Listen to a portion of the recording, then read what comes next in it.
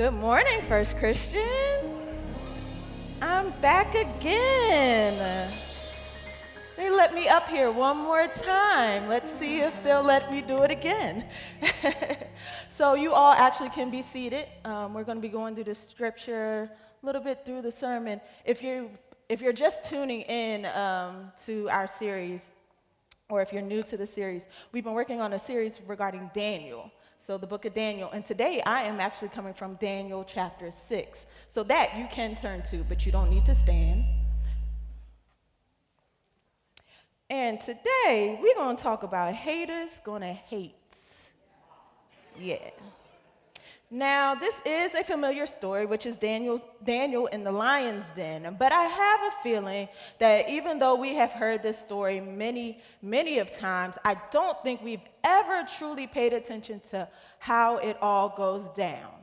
Usually we always get the Daniel in the lion's den, and it's just simple as that. Daniel sent to the lion's den. He's sent there to die. He doesn't die. The Lord saves him. Hallelujah. Everybody starts shouting right there. But it's very rare that we actually take it from the very top of the chapter and actually find out why Daniel was actually sent to the lion's den. So we're going to start at chapter 6 in the first verse. And it says, I'm reading for the NIV version. And it says, it pleased Darius to appoint 120 satraps. If your version of the Bible has the word satraps, or if you are a note taker, I want you to write this word down, satrap, S-A-T-R-A-P-S, to appoint 120 satraps to rule throughout the kingdom, with 3 administrators over them, one of whom was Daniel. The satraps were made accountable to them, so that the king might not suffer loss. Now Daniel so distinguished himself among the administrators and the satraps by his exponential qualities that the king planned to set him over the whole kingdom. At this, the administrators and the satraps tried to find grounds for charges against Daniel in his conduct of government affairs, but they were unable to. They could find no corruption in him because he was trustworthy and neither corrupt nor negligent. Finally, these men said, well, we will never find any basis for charges against this man Daniel unless it has something to do with the law of his God. So these administrators and satraps went as a group to the king and said, may King Darius live forever.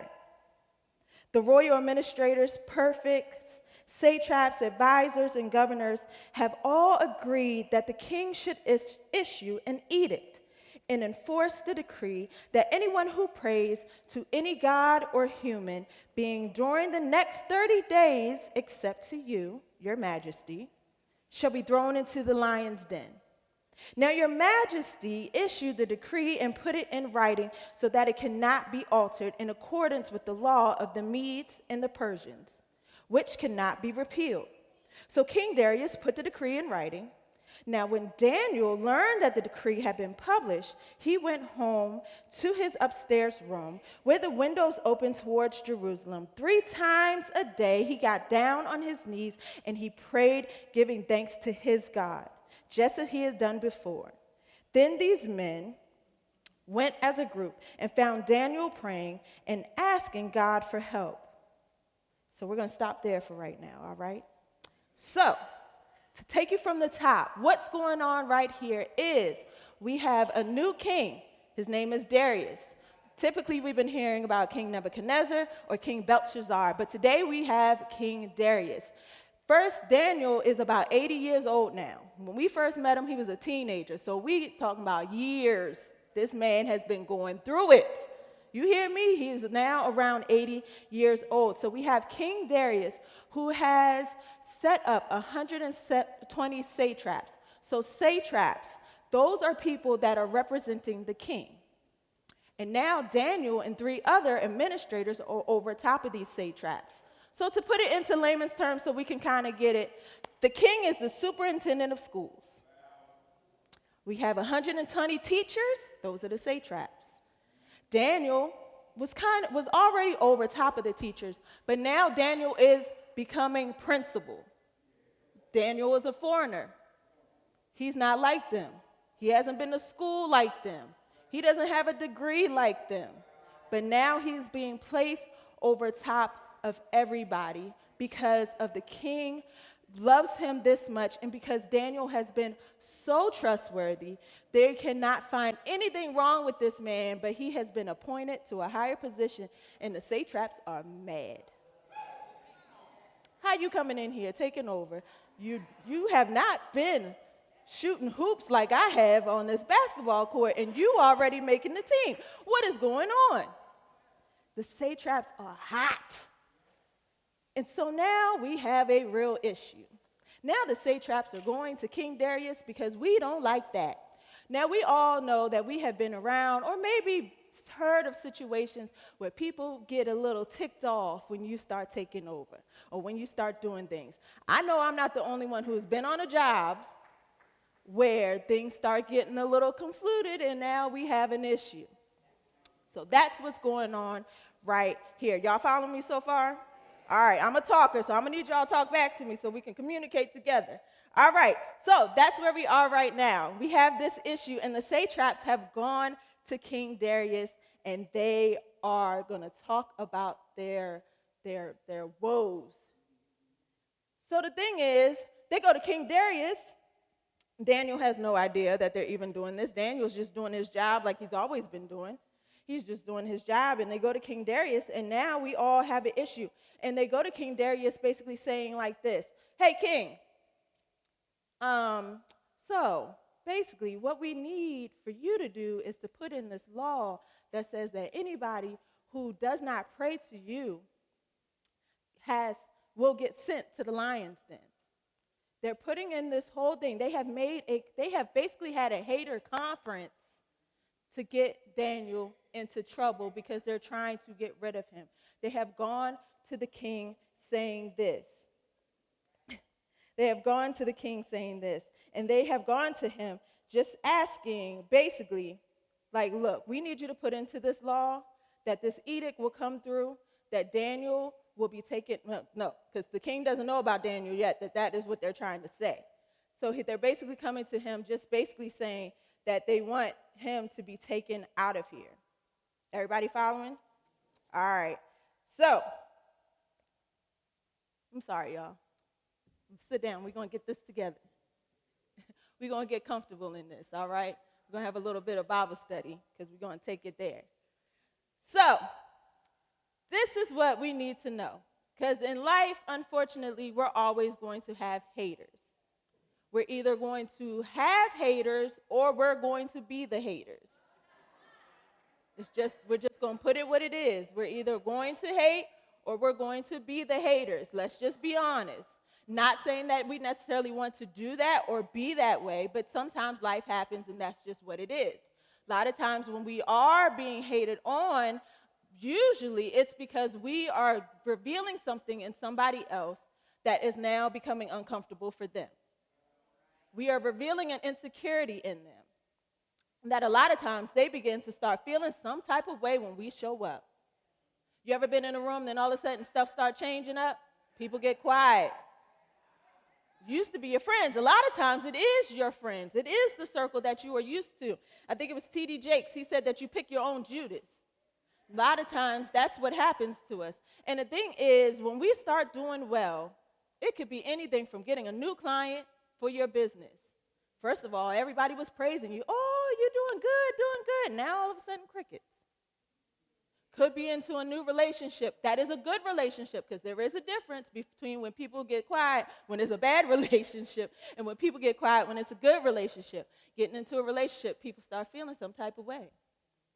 Start asking you all these questions. Well, why him? Why her? I don't know. That's none of your business.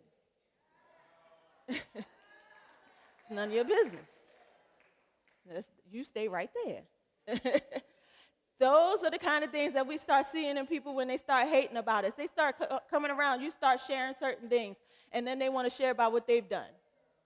And it's not necessarily in a like, oh, we're having a praise break kind of thing, like let's celebrate the good things that we've been doing together. It's more in like, let me top what you just said. You could say you tied your shoe today. They're going to say, I tied everybody's shoes. You could be like, I just purchased a home. Well, I just purchased 2 homes down the street. No, you didn't. You didn't. But that's the kind of thing that starts hating, and that's exactly how these people were starting to do to Daniel. They were hating on the man, and he was doing absolutely nothing. When I say they could not find any blame or fault in Daniel, they could not find any blame or faults in Daniel, and they was looking for any kind of thing to press him on, to get him trapped in, and to get him dispelled from his position that he just got. The thing that they could find on Daniel was this: his God. Remember, Daniel is in a new area now. He's with the Babylonians, and they do not worship the same God that you and I worship and that Daniel worships. What they could find him on was the fact that he did not comply and that he was worshiping his God and only his God. They already knew Daniel's routine. Daniel's routine was always praying 3 times a day. It already stated it in there. And that's the thing, because let's just be clear. The enemy knows your routine.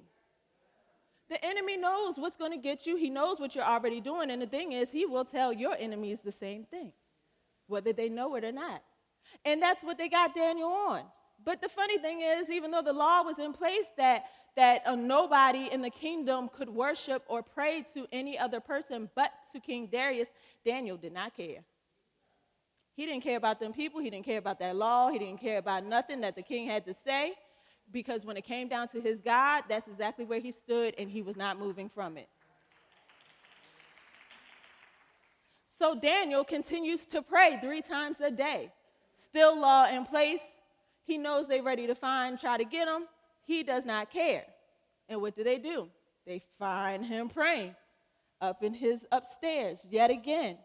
And they catch him on it because it's within the 30-day period. But see, the thing is, at the time when King Darius was putting in the law, King Darius did not know that he was being used to trap his own friend. He was being used to trap his own friend based off of his own pride. Because the thing is, he as king wanted everybody to pray to him. His pride got him. He was king. And here he is being used by the people that he appointed to try to take his friend down. That is how it goes. He was being used. So they get Daniel. They find him. They get him. And now, because of the law, Daniel has to go to the lion's den. Now, I know when I was thinking about the lion's den, I can only speak for myself. That is a really hard concept for me to grasp hold of, being placed in a den of lions. I'm not talking about Simba and Mufasa, but we are talking about the real deals. Lions, 200 to 400-pound lions, eat 20 pounds of flesh in one time. Lions. We are talking about their paw as big as your hand, as big as your head, Lions, this is what we're talking about. These are not little cute, cuddly things. We're talking about vicious. They were being held already for the king because they were held as sports. Back then, kings would fight lions. They was trying to show how tough they were. So here we are. Daniel is being placed in a lion's den. Now, what would y'all do if you was placed in the lion's den? Where are you going? Lions can run up to 50 miles an hour. Where are we going? I can't even comprehend the kind of fear that Daniel must have been going through at that time. I know a lot of times when we're reading the Bible, we don't always get the whole ins and outs of how people were feeling, but I cannot imagine the fear. Even though he was praying to God, and even though he knew that God was going to save him, do you really think he felt that way fully, being face to face with lions? Here he was already praying, and he still was sent to doom. Now, how many times have we prayed before and we still get faced to doom? We still have to go through exactly what we were praying against. I can't imagine. Just already, anxiety shot up out the roof. I think I would have just fell out on the floor right there, played dead, and hoped and prayed.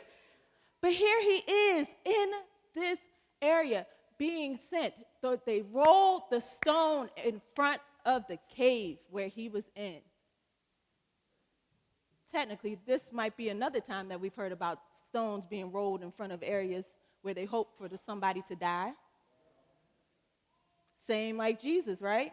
Rolled a stone in front. Did he die? Daniel is in there. And King Darius has now had to seal the cave with his signet. That's like a ring. He has sealed it to put his approval, to basically stamp it and said, this is what it comes down to. Daniel is in this situation. All because of haters. All because people were insecure about what they brought to the table. It's 120 of them, and you mean to tell me that you're upset with one person? All because somebody didn't like them. But how many times have we either done it knowingly or unknowingly, felt some type of way about somebody? Sometimes we don't always know why we feel some type of way. Now, there is a difference between hating on and just not caring for. At least that's what I think. Growing up, we were never allowed to use the word hate. That was just one of those words we weren't allowed to say, regardless of what it was. And at first, being young, I didn't understand necessarily why we weren't able to use that term, but we weren't able to use that term until I got a little bit older and start understanding. It's because hate comes from the belly. Hate is something that you eat, sleep, and breathe. Hate is something that you don't care if a person lives or if the person dies or if the thing dies or if it lives. Hurt consumes you. And the thing about, hate consumes you. And the thing about hate consuming you is that it can sometimes begin to become generational. There are people that hate on other family members and don't even know why they're hating on them. Because grandma didn't like her and because granddaddy couldn't stand them. Well, do you know why we can't stand them? No, because it's generational. It can be generational. And here they were. So keep that in mind about it being generational. So here they are. And we got Daniel in the lion's den, and King Darius is out. And King Darius cannot sleep. This man can't sleep. He can't eat because he knows and realizes now, once it's too late, what he has been called to do and been made to do.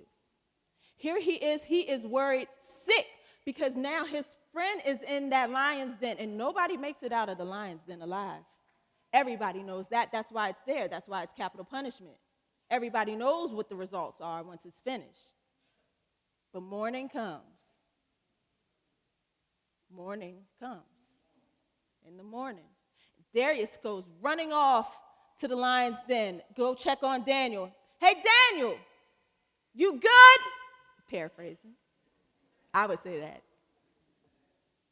And to his notice, Daniel answers. I just imagine Daniel just looking up with like hands on his hips, like, yeah, I'm fine. Like just that image of it. Yeah, I'm good. And it said that God sent angels down to close the mouth of the lions.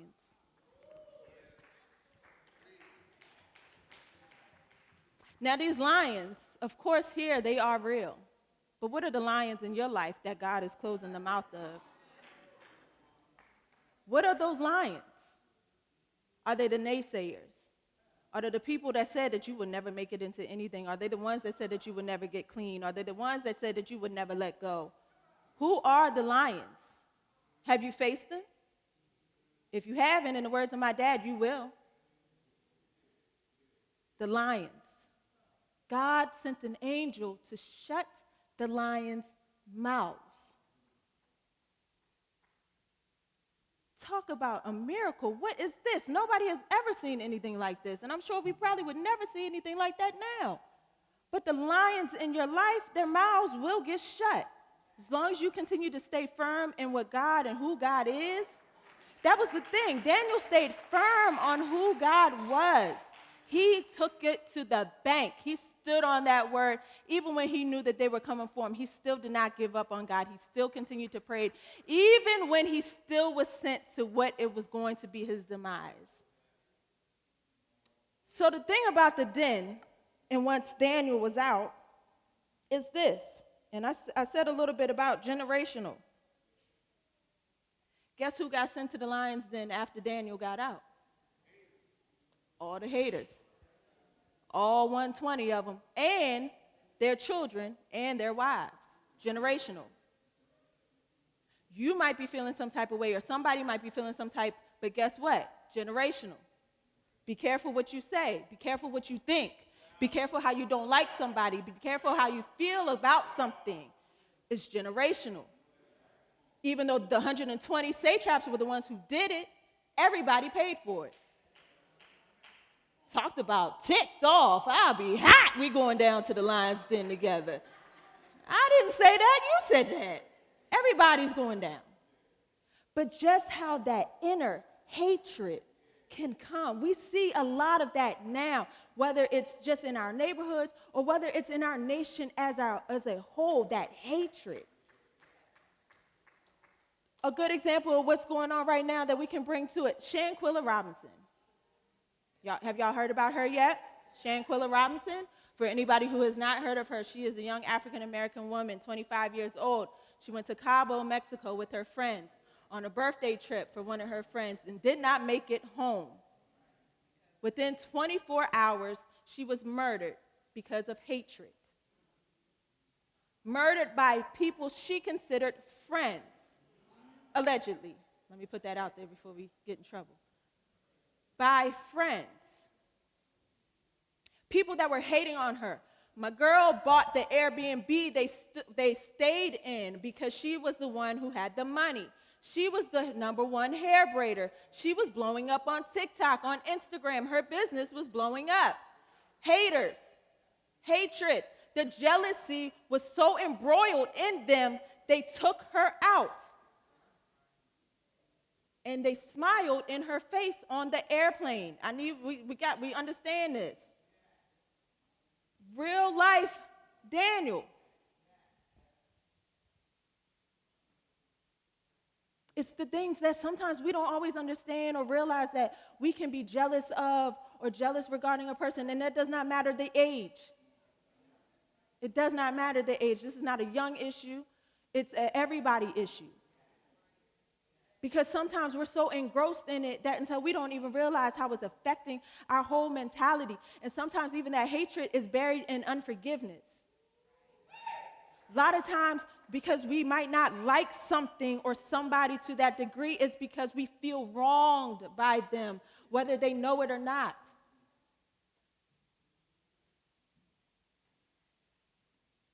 So Daniel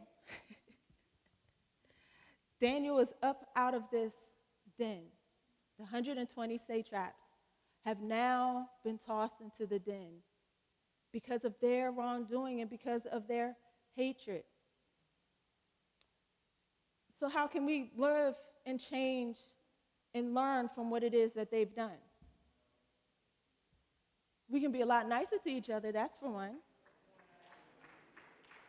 Because you don't know somebody else's shoes. Here it is, Daniel is a complete foreigner. This is not his land.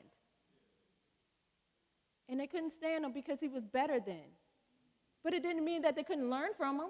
Maybe Daniel could have mentored him. Who knows? Daniel could have helped him. He was trustworthy. He more than likely would have helped him. Well, why am I going to help you and you don't like me? And that's the story of Daniel in the lion's den, and that's exactly how he gets there. But it's a beautiful story on how the steadfastness and how the faithfulness of God can still rescue you from no matter what den you are in.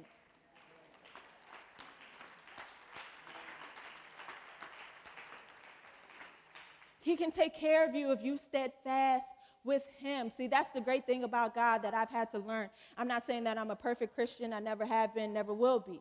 But what I can say is this. The times that I have prayed, and I'm going to tell you right now, there have been times where I felt like my prayers were never answered. And I know I'm not by myself on that. But what I can tell you this, every single time I have ever faced opposition of somebody saying something about me to my face or behind my back, anytime that I have ever had to stand up against something, God has always had my back.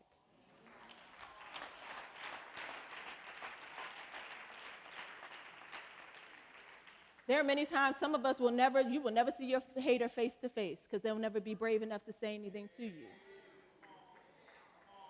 But for the ones of you who have seen your hater face to face, guess what? Guess who's still standing? And the thing is, you don't ever have to stoop to their level. And if you're anything like me, it can be hard to not stoop to their level. But when you really, really put it in God's hand, and that is something that I've learned. And the thing about the satraps, even though it was all of them getting put into this lion's den as their defeat, it wasn't necessarily quick or immediate. Sometimes your consequences take time. It takes time to brew. You don't always feel it right away.